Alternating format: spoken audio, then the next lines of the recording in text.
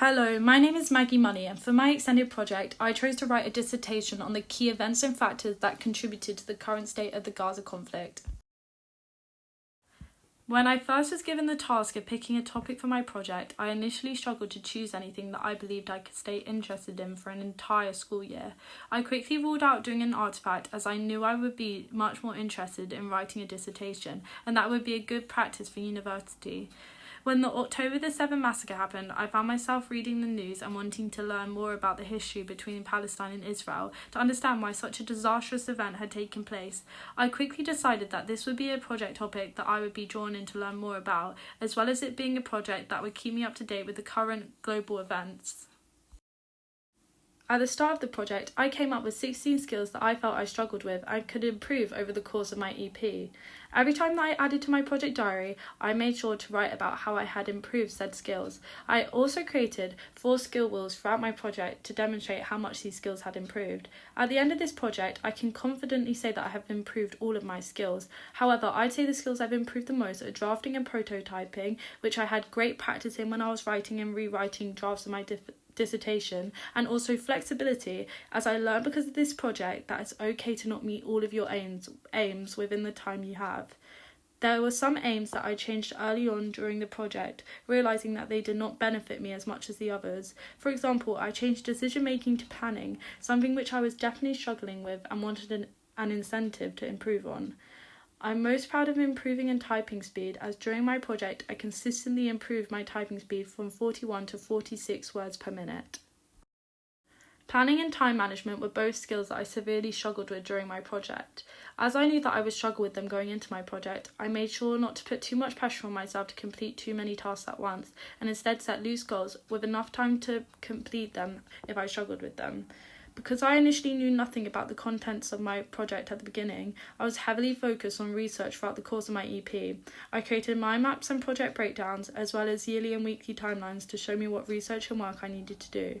However, I struggled to stick to the timelines and realised pretty early on into my project that I benefited more from monthly checklists, as well as having a section in my project diary that reminded me what I needed to do next week. This helped me to improve my time management and is a form of planning that I will continue to use in the future.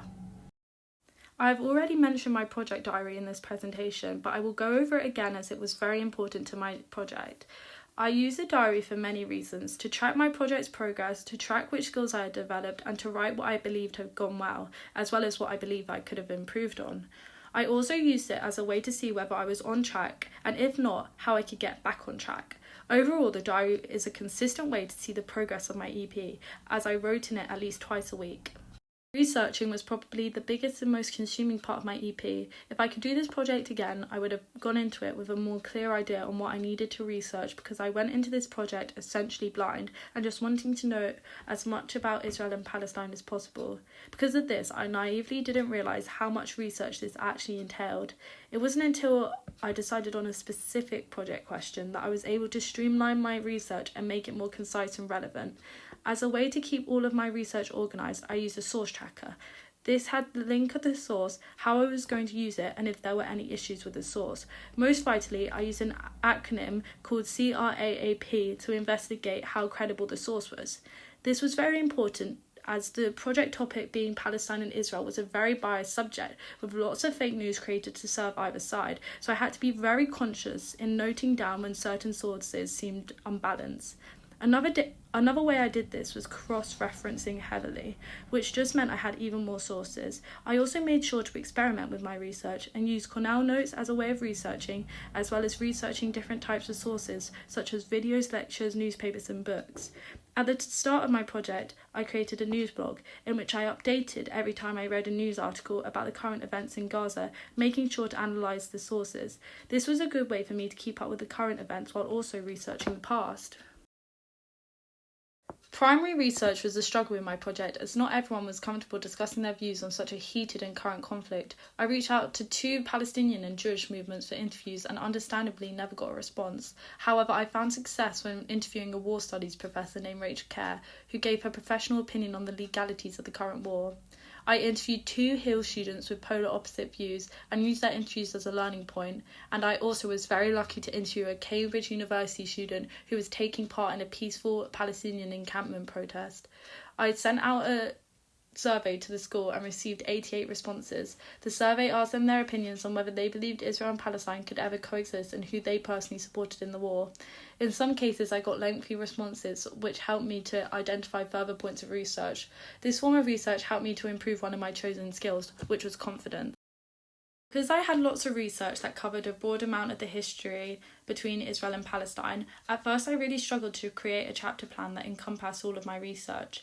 It took a while, but after creating many drafts and meeting with a teacher, I created a plan that stayed relevant to all of my research and also allowed me to write about the current events of the Gaza conflict. It was after May exams that I started to write the first drafts of the dissertation, and I followed my mum's advice of just writing everything I knew first and then perfecting it after. One of the biggest problems I had while writing my dissertation was the word count. My first draft of the dissertation was 10,300 words, which was double the word limit I had been set. I decided to combat this by cutting out any sentences that I deemed was unnecessary or strayed too far from the question. Because of this, I ended up cutting out an entire chapter. This solved the problem, and I managed to go back under the word count. Once I had examined and corrected the draft, I gave it to my mum to give me any feedback.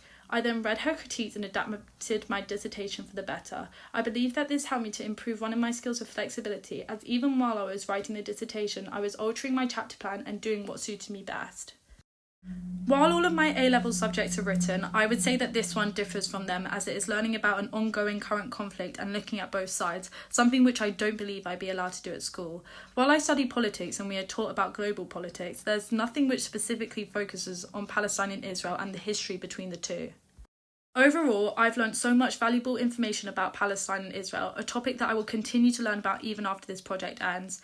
I have learned valuable skills that I know will help me in universities, such as Harvard referencing, drafting and prototyping, and selective research skills. It's important for me to say that it's because of this project that I am now interested in studying politics and international relations at university. Thank you for listening.